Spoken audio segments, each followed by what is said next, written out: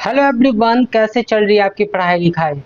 SSC CGL 2026 40 से 50 दिन में होने वाला है। अगस्त सितंबर में वो शेड्यूल है एग्जामिनेशन। आप अपने आप से पूछ के देखो कि आपकी तैयारी कैसी है।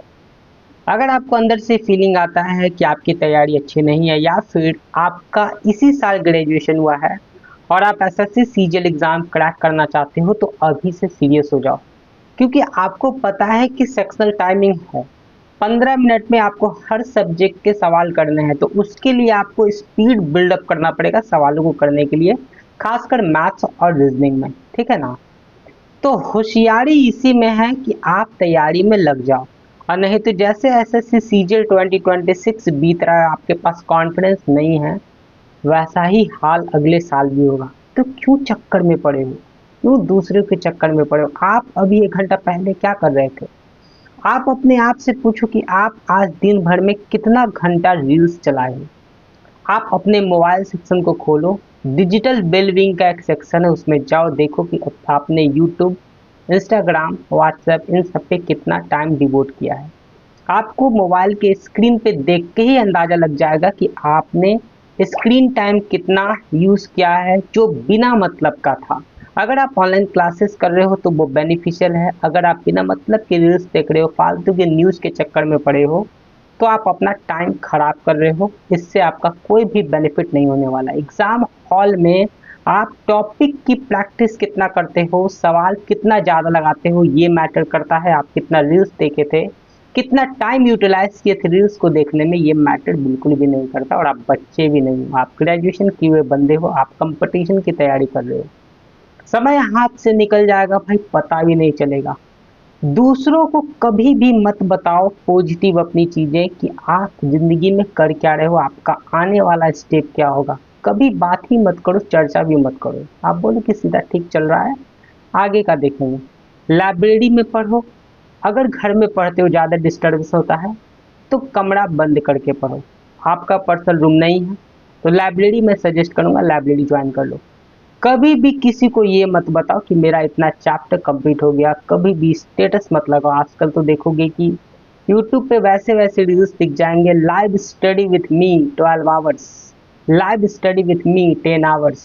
ढकोसला है। आप एक सर्वे करके देख लो कि इस टाइप का जो रील्स बनाते हैं उनमें से कितने प्रतिशत का सिलेक्शन होता है।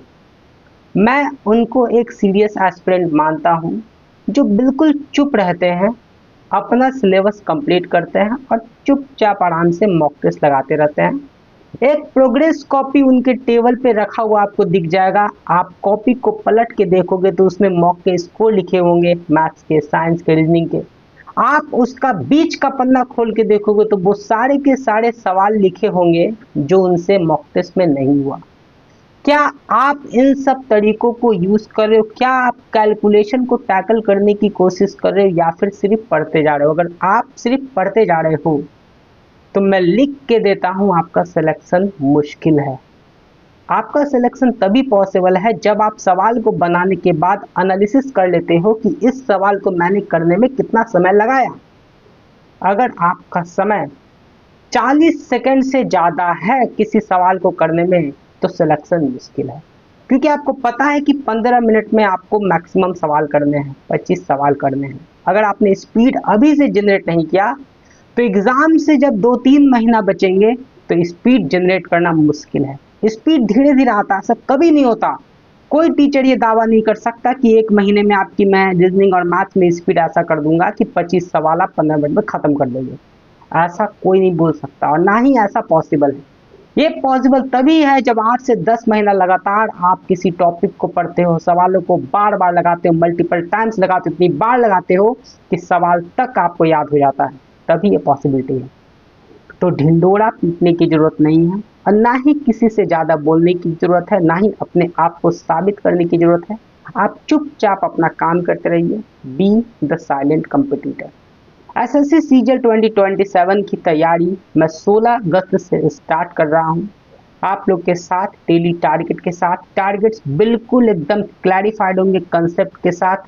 मेरे टारगेट दूसरे की तरह नहीं होंगे कि मैं सिर्फ आपको बता दूंगा कि परसेंटेज में ये कर लो, जीएस में ये कर लो, रीजनिंग में ये कर लो, इंग्लिश में ये कर लो।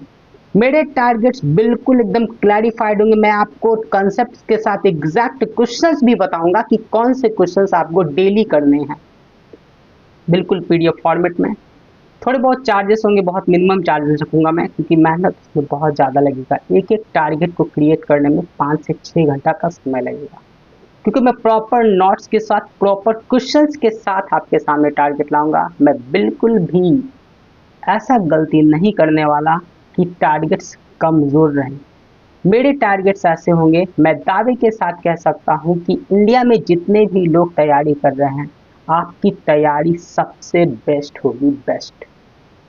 तो मिलते हैं 16 अगस्त को डेली टारगेट नंबर 1 में। अभी मैं चीज़ों को अरेंज कर रहा हूँ, रिसोर्सेज को अरेंज कर रहा हूँ, क्वेश्चंस को सिलेक्ट कर रहा हूँ, पीवाईक्यू का एनालिसिस कर रहा हूँ कि हम कैसे कैसे तैयारी करेंगे ताकि टैकल अच्छे से कर पाएँ। ठीक है भाई, थैंक यू सो मच। ज़्यादा रील्स ना चलाएं, अपने आप पे फोकस करें। अपनी एज को देख लें कि अभी आपका कितना एज हुआ है, आपको अंदाज़ा लग जाएगा कि आप ज़िंदगी में क्या कर रहे हो।